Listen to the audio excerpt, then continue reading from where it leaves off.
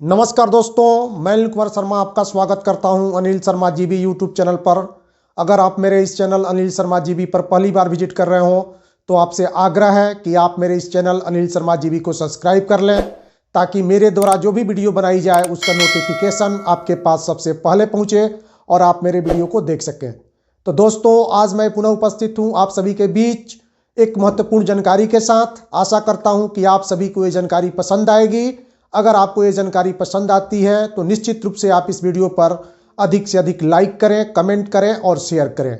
तो आइए शुरू करते हैं और देखते हैं कि आज कौन सी महत्वपूर्ण खबर सामने आ रही है। तो आप सभी जानते हैं कि बिहार के एसीएस श्री के पाठक के विषय को लेकर के बहुत सस्पेंस बना हुआ था। कल तो जो है उनके ऊपर इतनी बातें जो है सामने आ रही थी। कभी ये पता चल रहा था कि एसीएस श्री के पाठक ने अपने पद से त्याग पत्र दे दिया, तो कभी ये समाचार सामने आ रहा था कि बिहार के अपर मुख्य सचिव के रूप में संदीप पौंडरिक को जो है पदभार दे दिया गया है। लेकिन अब जो है इन सारी बातों पर विराम लग चुका है और मैंने कल के वीडियो में ये बताया था कि मुख्यमंत्री हाउस में श्री के पाठक और मुख्यमंत्री के बीच जो है काफ़ी देर तक जो है वार्ता हुई और अंत में मुख्यमंत्री के बातों को ध्यान में रखते हुए श्री के पाठक जो है अपने काम पर लौटने के लिए तैयार हुए। श्री के पाठक जी ने शिक्षा विभाग के अपर मुख्य सचिव के रूप में अपना पदभार जो है ग्रहण कर लिया है, जिसे संबंधित पत्र जो है जारी हो चुका है। तो ये शिक्षा जगत के लिए एक बहुत ही महत्वपूर्ण बात है, क्योंकि उनके चले जाने से शिक्षा विभाग से संबंधित बहुत सारी काम जो है उनके चले जाने से शिक्षा विभाग के बहुत ऐसे काम थे जिन्हें अभी तक हो जाना चाहिए था, लेकिन उसकी गति जो है बिल्कुल धीमी हो चुकी है। जैसे ही श्री के पाठक ने अब बिहार के अपर मुख्य सचिव का कार्यभार संभाला है या पद ग्रहण किया है, निश्चित रूप से आपको इस विभाग में पुनः गति जो है देखने को मिलेगी। बिहार के अपर मुख्य सचिव श्री के पाठक जी सोमवार से निश्चित रूप से जो है अपने पुराने एक्शन में आपको देखेंगे और जो भी शिक्षा विभाग में कमियां या त्रुटियां जो है इतने दिन में उन्होंने देखा है उस पर जो है वह अमल करेंगे। जिसमें उन्होंने कहा है कि वे अवकाश के समय में, यानी जब वो छुट्टी पर गए थे, तो वे जो है बिल्कुल बैठे हुए नहीं थे।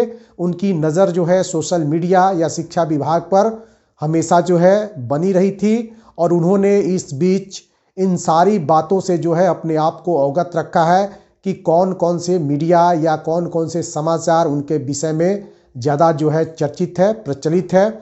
तो आप सबको मैं पुनः एक बार बता दूं कि बिहार के अपर मुख्य सचिव श्री के पाठक जी बिहार के शिक्षा विभाग में अपर मुख्य सचिव के रूप में पुनः जो है अपना पदभार ग्रहण कर लिए हैं।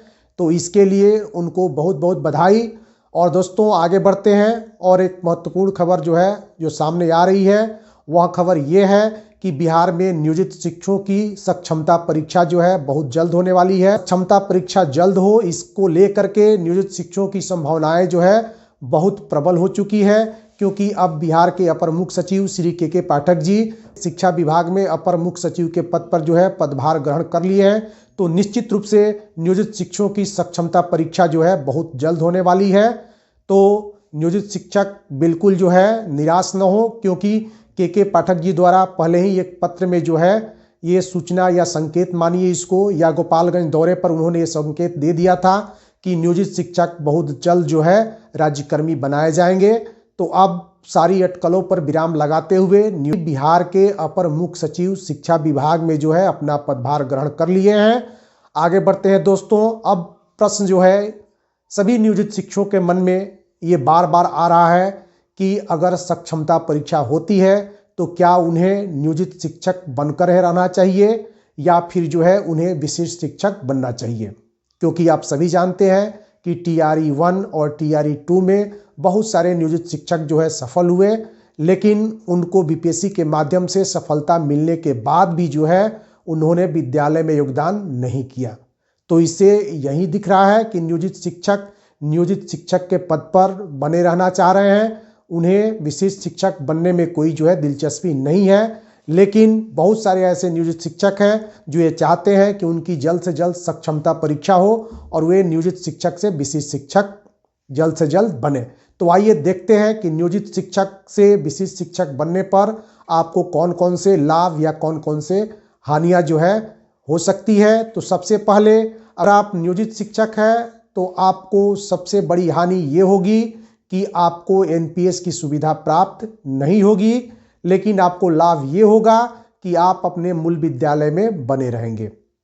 दूसरी बात कि अगर आप नियोजित शिक्षक से विशिष्ट शिक्षक बनते हैं तो एनपीएस का लाभ तो आपको प्राप्त होगा ही होगा और साथ ही साथ आप राज्यकर्मी का दर्जा प्राप्त करेंगे और जैसे ही आप राज्यकर्मी का दर्जा प्राप्त करेंगे आपको अन्य सुविधाएं मिलनी शुरू हो जाएंगी।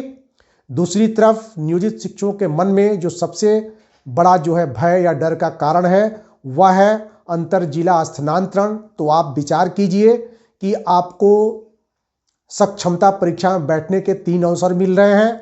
अगर आप नियोजित शिक्षक नहीं बनना चाहते और परीक्षा नहीं देते हैं तब भी आप नियोजित शिक्षक ही बने रहेंगे। तो आपका प्रयास ये होना चाहिए कि आप सक्षमता परीक्षा में बैठें। अगर आप प्रथम बार में सक्षमता परीक्षा में उत्तीर्ण नहीं होते हैं तो आप नियोजित शिक्षक ही बने रहेंगे। हो सकता है कि आपको जो है दूसरी बार में जो है आपको सफलता मिल जाए और प्रथम प्रयास में आप सक्षमता परीक्षा उत्तीर्ण करने में सफल नहीं हुए हैं तो उसकी बात छोड़ दीजिए, वहां भी आपने 3 जिलों का ऑप्शन दिया था। हो सकता है दूसरी बार में जब आप सक्षमता परीक्षा में बैठें और आप उत्तीर्ण हो जाए तो आपका जो है अपना चॉइस जिला जो है मिल जाए। अगर दूसरी बार में भी जो है आप सक्षमता परीक्षा में उत्तीर्ण नहीं होते हैं तो वैसे भी अगर आप नियोजित शिक्षक बन के रहना चाहते हैं और परीक्षा दे करके भी आप नियोजित शिक्षक बने रहेंगे अगर असफल रहते हैं। तो मेरा ये मानना है, मेरा व्यक्तिगत राय ये है कि बिहार के जितने भी नियोजित शिक्षक हैं उन्हें निश्चित रूप से जो है सक्षमता परीक्षा में बैठना चाहिए, क्योंकि जो उनके मन में जिला स्थानांतरण को लेकर भय है तो ये समस्या जो है पूरे बिहार स्तर पर है। हर बिहार के नियोजित शिक्षक ये चाह रहे हैं कि सक्षमता परीक्षा उत्तीर्ण करने के बाद उनका स्थानांतरण जो है उनके गृह जिले में हो। तो इस पर सरकार जो है गहनता से विचार कर रही है और निश्चित रूप से हो सकता है कि सक्षमता परीक्षा आते आते सरकार द्वारा आपको एक सुविधा दे दी जाए कि आपका जो है सक्षमता उत्तीर्णता के बाद आपको विद्यालय योगदान जो है आपके गृह जिले में ही कराया जाए या फिर आप अपने पूर्व के विद्यालय में ही रह सकते हैं, क्योंकि सरकार के सामने ये बातें जो है बहुत पहले आ चुकी है। मुख्यमंत्री इन बातों से जो है अवगत हो चुके हैं कि नियोजित शिक्षकों को सबसे बड़ी समस्या जो सामने आ रही है वह स्थानांतरण को लेकर के है। दूसरी तरफ अगर आप नियोजित स्थानांतरण के भय से सक्षमता परीक्षा में नहीं बैठते हैं तो 3 बार का अवसर निकल जाने के बाद बिहार सरकार द्वारा फिर कब सक्षमता परीक्षा आयोजित की जाएगी इसकी गारंटी नहीं है। वहीं दूसरी तरफ आपने देखा है कि कोई भी परीक्षा अगर पहली बार आयोजित की जाती है तो उसके जो प्रश्न जो होते हैं वो सामान्य होते हैं, जैसे आपने दक्षता परीक्षा में देखा था। जो भी हमारे नियोजित शिक्षक पहली बार दक्षता परीक्षा में बैठे होंगे उन्होंने देखा होगा कि दक्षता परीक्षा में जो क्वेश्चन का या प्रश्न का जो स्तर था वो सामान्य था और जैसे जैसे इसमें नियोजित शिक्षक बैठते गए दक्षता परीक्षा के प्रश्न पत्र जो है कठिन होते गए। ठीक उसी प्रकार बिहार सरकार द्वारा सक्षमता परीक्षा जो है यह पहली बार आयोजित की जा रही है और आप मान कर चलिए इस परीक्षा में जो प्रश्न होंगे वो बिल्कुल सामान्य होंगे, आपके दैनिक जीवन से होंगे, आप जो रोज विद्यालयों में पढ़ा रहे हैं उससे संबंधित होंगे। लेकिन जैसे जैसे बिहार सरकार नियोजित शिक्षकों के लिए ये परीक्षा जो है आयोजित करती जाएगी इसके प्रश्न जो है और कठिन होते जाएंगे। तो कुल मिलाकर के ये कहा जा सकता है कि नियोजित शिक्षक स्थानांतरण और परीक्षा को लेकर के चिंतित न हो, वे तनावग्रस्त न रहें और बिल्कुल जो है शांत मन से परीक्षा की तैयारी करें, अच्छे अंक लाएं और सक्षमता परीक्षा में बैठने के बाद ही जो है यह पता चल पाएगा कि आपका मेधा अंक क्या आता है। अगर आप नहीं बैठते हैं तो आप नियोजित शिक्षक के रूप में ही जो है विद्यालय में बने रहेंगे और आगे चलकर आपको बहुत सारी परेशानियों का सामना करना पड़ सकता है। तो दोस्तों मैं आशा करता हूं कि आप सभी को ये वीडियो पसंद आई होगी। अगर आपको ये वीडियो पसंद आई हो तो निश्चित रूप से आप इस वीडियो पर अधिक से अधिक लाइक कीजिए, कमेंट कीजिए और शेयर कीजिए। तो फिर मिलते हैं किसी दूसरे वीडियो में, तब तक के लिए नमस्कार।